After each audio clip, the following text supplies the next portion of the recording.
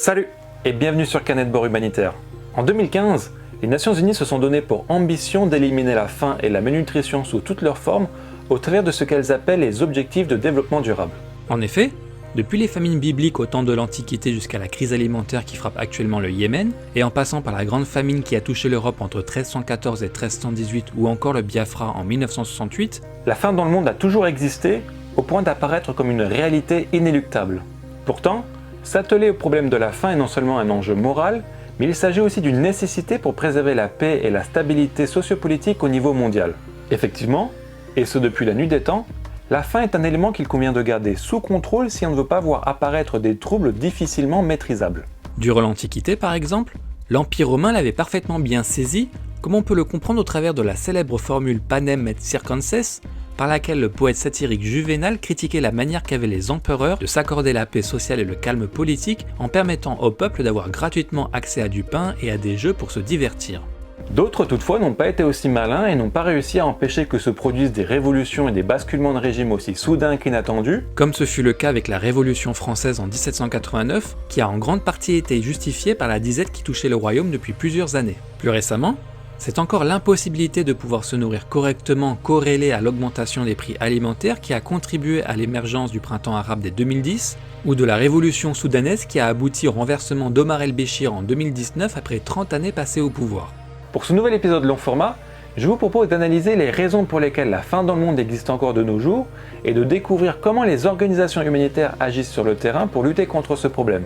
Et pour encore mieux comprendre les enjeux qui entourent ce sujet, je serai accompagné par Cécile Bizouerne et Cyril Lekieff, deux experts de l'organisation Action contre la faim dont le mandat est d'éliminer la faim au travers d'une approche multisectorielle qui comprend notamment le traitement de la malnutrition aiguë, le développement économique des communautés les plus vulnérables ou encore l'accès à l'eau potable.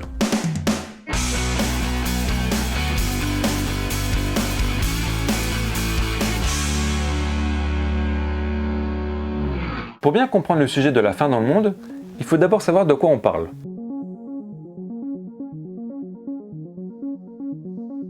Et pour cela, il faut remonter au sommet mondial de l'alimentation de 1996, à l'occasion duquel la notion de sécurité alimentaire, autrement dit la situation dans laquelle une personne ne voit pas sa vie mise en danger à cause de la faim, a été définie au travers de 3 critères cumulatifs. C'est-à-dire que pour qu'une personne ne souffre pas de la faim, les denrées alimentaires doivent être disponibles en quantité suffisante, soit grâce à une activité agricole, soit parce qu'elles existent sur les marchés. Ces denrées alimentaires doivent par ailleurs être accessibles socialement et économiquement, c'est-à-dire sans discrimination et à un prix abordable pour tous, sans interruption. Et enfin, les denrées alimentaires doivent être adaptées aux besoins nutritionnels de chacun. Par conséquent, si l'un de ces critères venait à manquer, par exemple si une famille est trop pauvre pour subvenir à ses besoins alimentaires, ou si un événement climatique a détruit l'ensemble des récoltes d'une communauté, on parle alors automatiquement d'insécurité alimentaire. Et c'est l'insécurité alimentaire, selon le degré qu'elle atteint, qui est responsable de la malnutrition chronique et aiguë. Pour mieux distinguer le degré d'insécurité alimentaire, les professionnels humanitaires utilisent depuis 2004 le cadre intégré de classification de la sécurité alimentaire, que l'on appelle aussi IPC pour Integrated Food Security Phase Classification. À l'aide d'indicateurs spécifiques, l'IPC analyse la sécurité alimentaire d'un contexte donné et classe les résultats selon une échelle constituée de 5 niveaux qui va du niveau minimal d'insécurité alimentaire au niveau le plus extrême qui correspond aux situations de famine. Parce que oui, les famines, qui se caractérisent par un état de pénurie alimentaire grave qui s'étend sur une longue durée et qui conduit à la mort des populations concernées, existent encore de nos jours. Et cela est d'autant plus grave que le nombre de personnes souffrant de la faim continue d'augmenter chaque année.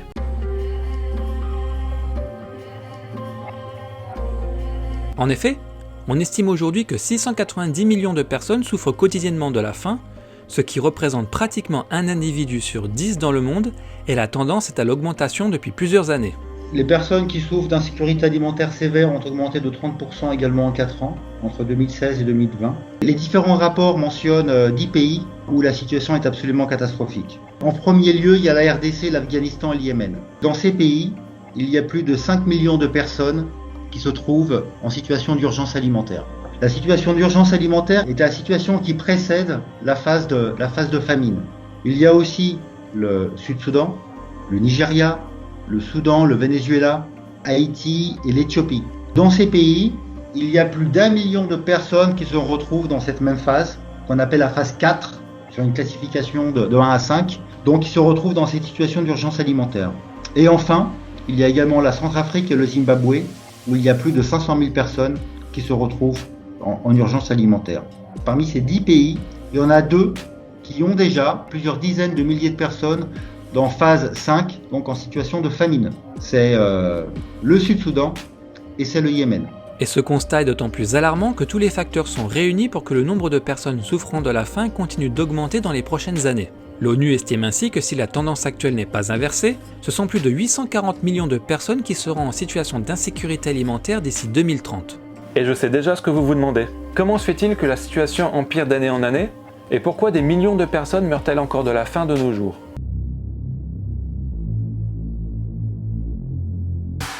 Avant d'aller plus loin dans mes explications, je tiens tout de même à mettre un coup d'arrêt à cette affirmation selon laquelle ce serait parce que nous sommes trop nombreux sur la planète que nous n'arrivons pas à nourrir tout le monde. Il ne s'agit effectivement que d'une idée reçue, puisque les progrès techniques qui ont été réalisés depuis le XXe siècle ont permis d'atteindre un niveau de production agricole qui est aujourd'hui en mesure de nourrir l'ensemble de la population de la planète. Mais alors d'où vient réellement le problème ? Donc si on lit les derniers rapports, notamment des agences onusiennes, les 3 derniers rapports expliquent que la recrudescence de la faim dans le monde est liée à l'augmentation des conflits, qui se multiplient sur plusieurs continents. Dans des situations de conflit, parfois la faim est utilisée, et donc les parties au conflit peuvent délibérément affamer les populations en détruisant les infrastructures agricoles, les marchés, en vue d'objectifs militaires. Ça, c'est quelque chose qu'on peut voir, notamment au Yémen, mais également dans d'autres contextes. À cela s'ajoutent aussi les effets du dérèglement climatique que l'on observe d'ailleurs au travers de différentes manifestations. Par exemple, dans certaines régions du monde comme c'est le cas dans le sud de Madagascar, en Afrique de l'Est ou en Amérique centrale, la pluie se fait de plus en plus rare et contribue à l'apparition de sécheresses extrêmes. A l'inverse, on observe de plus en plus régulièrement des pluies destructrices comme c'est le cas au Bangladesh ou encore en Afrique australe, tandis que le continent africain, le Moyen-Orient et le sud de l'Asie sont depuis 2020 frappés par les pires invasions de criquets ravageurs que ces régions ont connues depuis plusieurs décennies. Dans tous les cas, les effets du dérèglement climatique contribuent inéluctablement à la baisse des rendements agricoles et à la destruction des récoltes, ce qui a pour effet collatéral d'augmenter les prix et de priver les populations à un accès durable à des denrées alimentaires. Rien qu'en 2019, 34 millions de personnes se sont ainsi retrouvées en situation de crise alimentaire suite à la survenance d'un ou de plusieurs phénomènes climatiques extrêmes, ce qui représente une hausse de 17% par rapport à 2018. Enfin, ce sont surtout les inégalités socio-économiques qui sont responsables de la faim dans le monde. Imaginez seulement, dans un pays comme le Soudan du Sud, le prix d'un repas de base constitué d'un peu de riz avec des haricots représente 186% du revenu moyen quotidien d'une personne. À titre de comparaison, si un habitant de la ville de New York devait payer la même proportion de son salaire pour un repas de base, celui-ci coûterait 393 $. L'insécurité alimentaire touche donc inévitablement les plus pauvres, non seulement parce qu'ils ne peuvent pas accéder à une alimentation saine et suffisante, mais aussi parce que la pauvreté est responsable d'inégalités en termes d'accès à l'eau potable, ce qui favorise la propagation de maladies hydriques, principalement la diarrhée et d'autres infections intestinales qui réduisent la capacité du corps humain à absorber les nutriments des aliments, en termes d'accès à la santé, ce qui empêche de guérir des maladies responsables de la malnutrition. La pauvreté entrave également l'accès à la terre, et par conséquent les possibilités de cultiver et de produire des aliments soi-même. Et il en est de même en termes d'accès à l'éducation, ce qui limite inévitablement les chances de trouver un emploi qualifié et donc de sortir de la pauvreté et du risque d'insécurité alimentaire. Voilà donc ce qu'il y a à savoir sur les causes de la faim dans le monde de nos jours.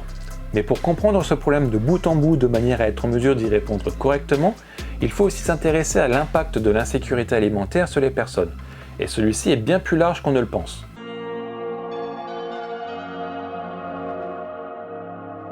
D'un point de vue purement physique, l'insécurité alimentaire est effectivement susceptible de provoquer 3 types de troubles. La malnutrition aiguë tout d'abord, lorsqu'une personne souffre d'un apport alimentaire insuffisant de manière aussi soudaine qu'intense. Dans ce cas, le risque de mortalité est très élevé si la personne n'est pas soignée immédiatement.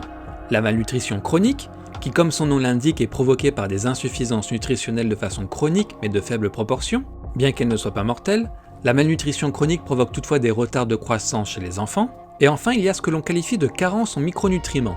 Et dans ce cas, on fait référence aux personnes qui ne disposent pas d'une alimentation variée. Car même si elles mangent suffisamment à leur faim, c'est-à-dire en quantité suffisante, le manque de diversité dans leur alimentation peut toutefois avoir des conséquences très négatives sur leur état nutritionnel. Dans tous les cas, Il faut retenir que la malnutrition limite la résistance aux maladies et entrave le développement des fonctions cognitives, en particulier chez les plus jeunes. Mais l'insécurité alimentaire provoque également un trouble qui affecte l'état psychologique des personnes souffrant de la faim, comme nous l'explique Cécile Bizouerne. Être en insécurité alimentaire, ça veut dire être en insécurité pour savoir quoi manger, tout simplement. Et du coup, ça met dans un système très rapidement où on rentre dans un système de survie et de difficulté, du coup, à se projeter, à pouvoir imaginer à plus de 1 ou 3 jours qu'est-ce qui va nous arriver, puisque ce qui nous préoccupe là maintenant, c'est qu'est-ce qu'on va manger ce soir. Évidemment, aussi d'être plus sujet à des risques d'abus, puisque effectivement, être en situation d'insécurité alimentaire, ça veut dire qu'on est en situation potentiellement de dépendance ou d'assujettissement. Par exemple, avoir des rapports sexuels pour avoir de quoi se nourrir, tout ce qui est prostitution, etc. Mais aussi, plus simplement, de devoir accepter des choses qu'on ne souhaiterait pas faire pour obtenir soit de l'argent, soit effectivement de quoi se nourrir. La vulnérabilité psychologique dans laquelle se trouvent les personnes touchées par la faim est d'autant plus compréhensible que, comme on l'a vu plus tôt, l'insécurité alimentaire est surtout présente dans les pays et les régions exposés aux effets du dérèglement climatique, aux inégalités socio-économiques et aux conflits armés. Il s'agit par conséquent de contextes dans lesquels le risque de subir un ou plusieurs traumatismes est extrêmement élevé, avec pour conséquence d'affecter la capacité des personnes concernées à pouvoir se nourrir, de nourrir leur famille et d'augmenter le risque de développer d'autres pathologies physiques et mentales. Le fait de ne pas arriver à nourrir sa famille entraîne souvent une perte de confiance en soi, d'estime de soi, et on retrouve des risques d'alcoolisme et d'addiction. En général, quand on mange pas à sa faim, il y a aussi une fatigabilité, il y a des problèmes de santé majeurs qui viennent se rajouter, qui viennent jouer bien sûr sur la santé mentale, l'impression de pas arriver à tout faire, et donc tous ces éléments-là sont bien sûr des facteurs qui vont avoir des effets ensuite sur la santé mentale, parce que à la fois on n'arrive pas à remplir son rôle, mais aussi parce que on est sans arrêt fatigué, parce qu'on a l'impression de ne pas y arriver. On l'a maintenant bien compris, les conséquences de l'insécurité alimentaire sont aussi sérieuses que variées et demandent donc aux organisations humanitaires d'adopter une stratégie très spécifique afin de porter assistance aux personnes qui souffrent de la faim de la meilleure des manières.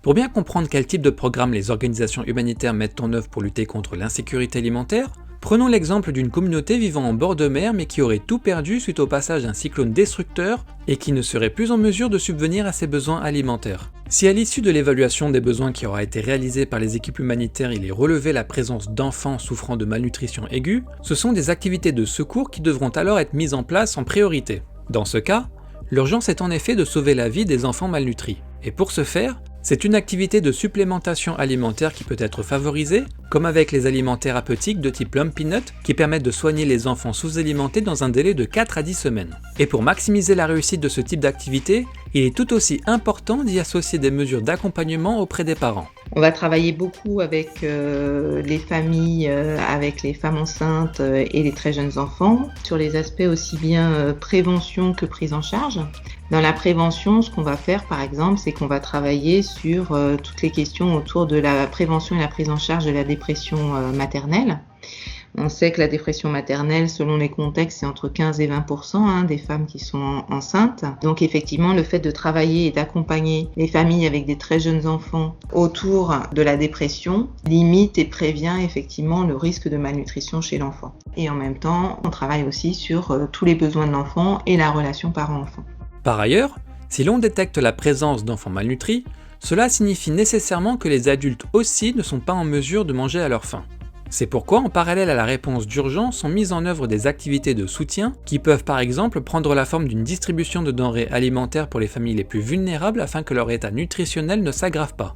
Toutefois, si l'évaluation des besoins démontre qu'il existe un système de marché, que celui-ci est fonctionnel et que des denrées alimentaires y sont disponibles, il est plutôt recommandé de favoriser une assistance monétaire, de sorte que les familles puissent subvenir à leurs besoins alimentaires de manière autonome en s'approvisionnant directement auprès des commerçants locaux.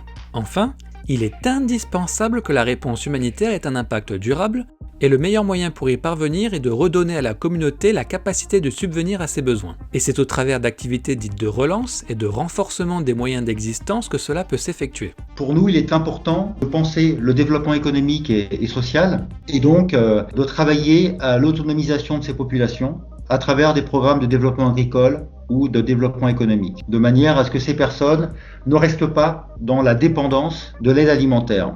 Pour en revenir à notre exemple précédent, si la communauté aidée est composée de familles disposant d'un accès à la terre, il est dans ce cas possible d'effectuer une distribution de semences agricoles et d'outils, accompagnée d'une formation aux pratiques de culture durable, afin que ces familles puissent retrouver une autonomie alimentaire et éventuellement parvenir à tirer un revenu de leur activité agricole. Et pour les familles qui en revanche ne disposent pas d'un accès à la terre, on peut dans ce cas soutenir la création ou la relance d'activités économiques. Si la communauté compte plusieurs pêcheurs par exemple, on peut alors contribuer à la reprise de leur activité économique en créant une activité de rénovation de leur bateau associée à une distribution de nouveaux outils de pêche.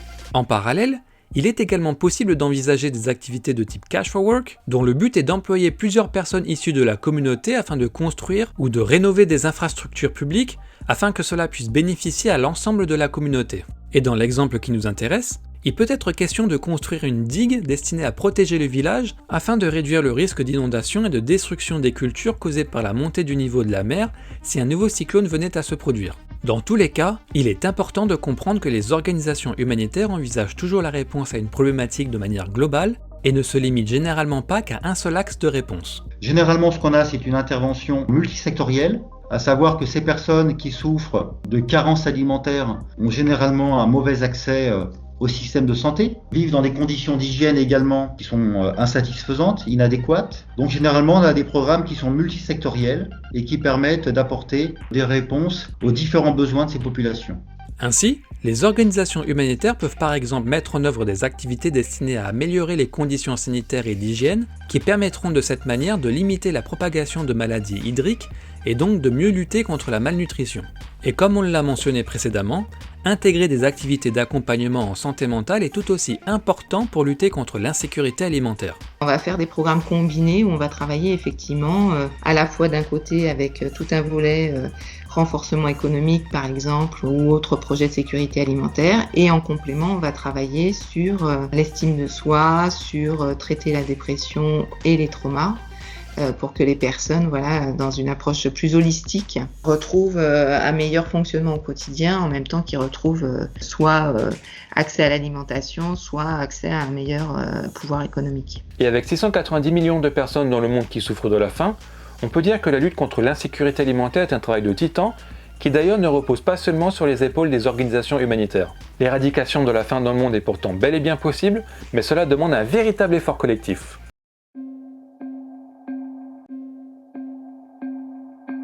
Pour Cyril Lekieff, c'est en premier lieu sur la détection des risques de crise alimentaire qu'il faut agir pour mieux lutter contre l'insécurité alimentaire, mais aussi sur la réactivité des financeurs de l'aide humanitaire. Donc ce qu'il faudrait faire, bien sûr, c'est renforcer le système de gestion des risques à travers des systèmes d'alerte précoce, de manière à pouvoir mieux les prévenir, élaborer des plans de contingence et mettre en œuvre des actions précoces avant que les situations ne se dégradent et n'atteignent des niveaux comme ceux qu'on connaisse aujourd'hui. Après, il y a souvent ce lien entre les alertes précoces et les interventions précoces qui n'est pas assez fait. Ce lien n'est pas assez, reste encore à renforcer. À savoir qu'on peut être conscient des situations qui effectivement se dégradent et généralement il y a encore des situations dans lesquelles on n'est pas écouté, que des partenaires, des bailleurs demandent plutôt à voir effectivement où sont les morts avant qu'ils puissent intervenir. Et au-delà de l'attention fournie à la réponse d'urgence aux crises humanitaires existantes, il est tout aussi essentiel d'accorder plus d'importance à l'aide au développement. Pour rappel, l'aide au développement se concentre sur les causes qui empêchent le développement économique et social d'un groupe de population. Autrement dit, l'objectif de l'aide au développement est plutôt de lutter contre la pauvreté qui, comme on l'a vu plus tôt, est l'une, si ce n'est pas la principale cause de l'insécurité alimentaire dans le monde aujourd'hui. Mais malheureusement, force est de constater que l'aide au développement reste considérée comme le parent pauvre de la solidarité internationale. Il y a quand même un déséquilibre hyper important entre généralement des financements qui peuvent être dédiés vers des activités d'urgence et celles dédiées vers des activités de développement. Il faut donner plus de prépondérance au développement de manière à pouvoir lutter contre ces inégalités socio-économiques et accroître la résilience des populations. Parce que lorsqu'on agit trop tard, ça coûte très cher et ça engendre beaucoup de souffrances humaines, voire de la mortalité. Ainsi, ce sont déjà 161 milliards de dollars qui ont été consacrés à l'aide au développement en 2020. Mais pour réussir à éliminer complètement la faim d'ici 2030, il faudrait investir 14 milliards de dollars de plus par an en moyenne dans l'aide au développement, selon ce qu'affirme un rapport publié par le collectif de recherche CERES 2030. Toutefois, au regard de la situation économique mondiale et de l'impact actuel et futur de la pandémie de Covid-19 sur celle-ci, il semble très peu probable que la communauté internationale et les États donateurs consentent à augmenter leurs contributions. Et pourtant, notons également qu'en 2020, le montant des dépenses militaires dans le monde s'est élevé à 1981 milliards de dollars, soit 12 fois plus que le montant accordé à l'aide au développement la même année. De là à dire que l'incapacité à résoudre le problème de la faim dans le monde est en réalité liée à une absence de volonté politique, il n'y a qu'un pas. On l'a vu en introduction, la sécurité alimentaire a de tout temps été un gage de paix et de stabilité sociopolitique, mais nous conclurons que face aux grands jeux des puissances mondiales, les affamés ne représentent évidemment que peu d'intérêt. C'est maintenant la fin de cet épisode long format consacré à la faim dans le monde. Si vous souhaitez approfondir ce sujet et encore mieux comprendre les enjeux relatifs à la sécurité alimentaire, je vous invite à lire le numéro 49 des grands dossiers du magazine Diplomatie qui propose une analyse géopolitique de l'agriculture et de l'alimentation, ainsi que le numéro 53 de l'excellent magazine Carto qui s'intéresse aux enjeux de l'alimentation dans le monde de demain. Sur le web, je ne peux également que vous recommander l'excellente vidéo réalisée par Mister Géopolitique sur les défis de l'agriculture pour nourrir 8 milliards d'êtres humains de manière durable, et n'hésitez pas également à regarder l'épisode long format que j'ai réalisé sur les facteurs de crise humanitaire afin de comprendre pourquoi les crises perdurent et quels sont les défis actuels et futurs auxquels le monde devra faire face. merci et à bientôt sur Carnet de bord humanitaire. Over and out.